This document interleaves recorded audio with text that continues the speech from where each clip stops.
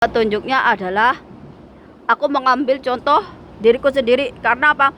Karena aku perempuan, aku mengalami sendiri, dan ini akan sesuai dengan banyak perempuan-perempuan di luar sana.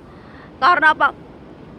Karena perempuan itu melambangkan dari feminisme atau sebagai ibu bumi, melambangkan kasih sayang, welas asih, dan empati kita kepada makhluk lainnya, ciptaan Tuhan ini, seperti memanusiakan manusia, kita mengasihi binatang, tumbuhan, alam ini.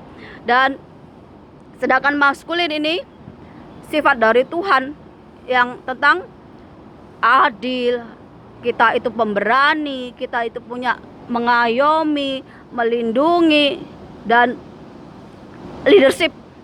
Jadi itu beda, tapi dua-duanya adalah dari Tuhan, karena berwujud dari energi, dari kekuatan yang ada dalam diri kita. Karena aku dulu itu cita-citanya pengen jadi ibu rumah tangga, ngasuh anak. Karena aku dari kecil itu nggak dapat kasih sayang. Aku itu dari nenek sama kakekku dapat kasih sayang lebih. Tapi ketika Tuhan berkata lain, ternyata aku jadi perempuan yang mandiri.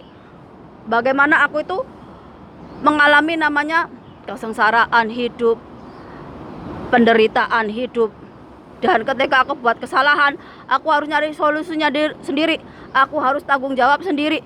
Karena apa? Karena itu tergantung dari diri kita sendiri. Jadi ketika kita berbuat salah, ya kita melakukannya, tanggung jawab itu diri kita sendiri. Contohnya, ketika kita ini melakukan nyuri, berarti kalau kita itu ketahuan, berarti kita tanggung jawabnya apa? Dimarahi, diomeli, ya udah kita tanggung sendiri nih. Dan ketika aku jadi sekarang ini, jadi aku itu perempuan yang mandiri, jadi kerja untuk ngidupin keluarga, anak. Ini kekuatan dari Tuhan yang berbentuk maskulin atau kelaki-lakian, tanpa aku meninggalkan energi feminimku, yaitu apa?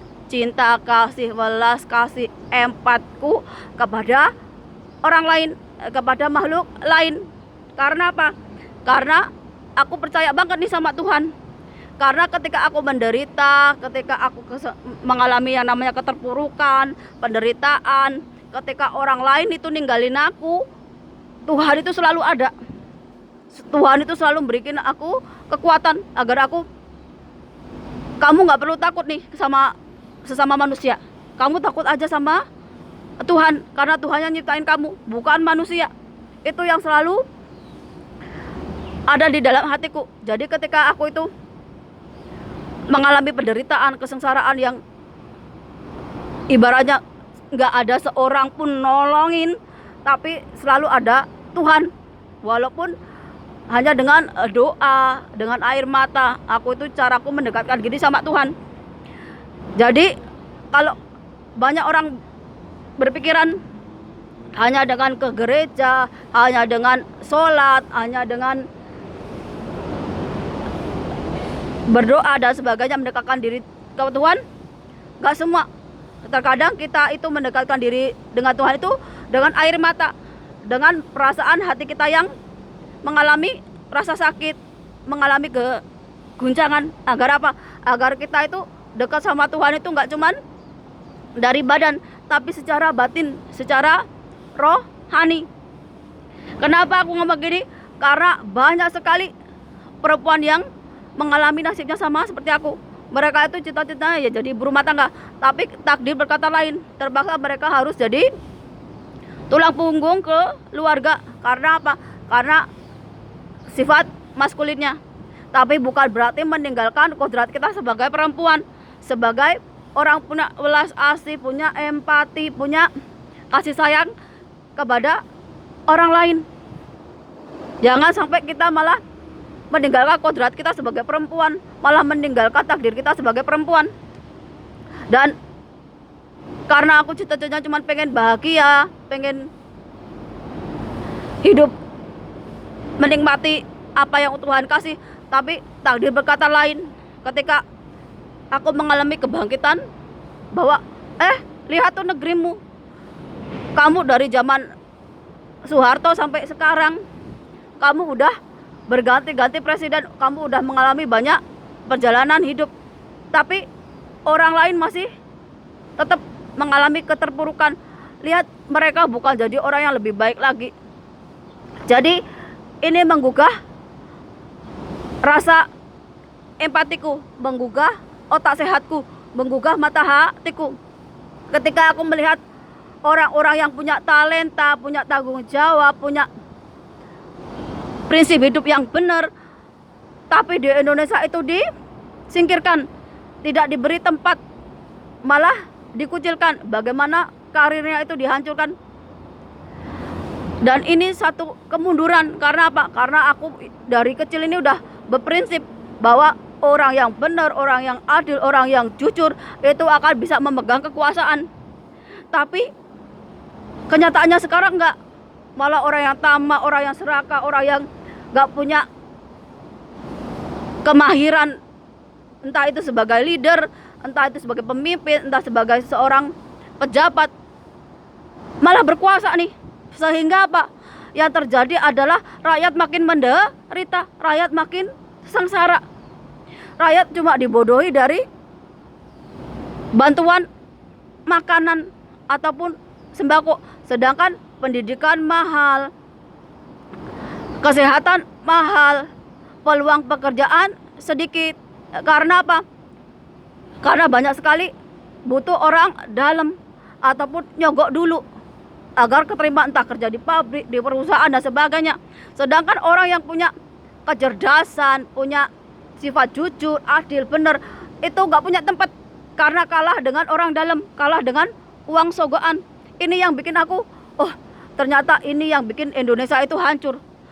Indonesia nggak akan bisa seperti Cina, Singapura kalau pemimpinnya aja bobrok, kalau pejabatnya aja bobrok, apalagi rakyatnya. Kalau pemimpinnya korup, rakyatnya nanti jadi begal, jadi maling. Kalau para pejabatnya aja gak adil, gak benar, gimana rakyatnya? Ini yang bikin aku sebagai perempuan ini terbangkitkan. Oh, ternyata Tuhan ini mau nih aku itu mengubah mindset dari generasi yang sekarang.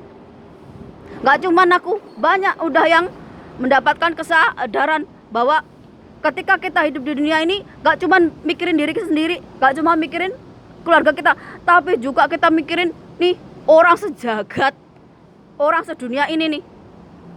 Kenapa? Karena Tuhan itu akan menitipkan umat-umatnya atau orang-orang makhluk hidup ciptaannya itu di tangan orang-orang yang dipilihnya. Jadi kita ambil contoh, kalau seperti nabi-nabi terdahulu, ada Muhammad, ada Isa dan sebagainya. Berarti di zaman sekarang kita ini ada umatnya Siddhartha Gautama dari agama Buddha, ada umatnya Yesus Kristus berarti Kristiani, ada umatnya Nabi Muhammad berarti Islam. Jadi setiap agama ini punya masalah sendiri-sendiri karena mereka juga punya sifat-sifat sendiri. Ketika kita dibukakan mata batin ini sama Tuhan, berarti kita bisa melihat, oh di Kristen kekurangannya seperti ini, oh di Islam kekurangannya seperti ini, di Buddha kekurangannya seperti ini. Jadi kalau aku udah pilih kamu, berarti mereka ini akan jadi tanggung jawabmu nih. Mereka mau sengsara, mereka mau masuk neraka, mereka mau masuk surga, itu ada di tanganmu. Karena kamu itu aku pilih, berarti kamu itu udah mencapai kesadaran, kamu udah mencapai pencerahan, dan tugasmu adalah mengajarkan ke mereka kalau kamu udah sadar, kalau kamu udah mencapai pencerahan. Jadi orang kayak saya dan yang lainnya dipilih Tuhan untuk apa? Mengajarkan kesadaran, mengajarkan pencerahan, bahwa kita itu beriman sama Tuhan. Tapi ketika kita di dunia ini, kita punya tanggung jawab nih. Sebagai apa? Kalau jadi pemimpin itu ya yang punya sifat adil, yang punya benar, yang jujur. Kita juga punya sifat welas asih, menjaga moral, menjaga akhlak. Gak cuman aku sebagai orang Jawa, sebagai orang Islam, tapi banyak nih Orang-orang yang baik, dia terlahir sebagai orang Cina, orang Arab, orang Eropa, yang baik, yang jujur, yang benar. Karena apa? Karena kita sama-sama beriman sama Tuhan. Yang membedakan cuman kita lahir di mana, warna kulit kita apa, agama yang kita anut apa.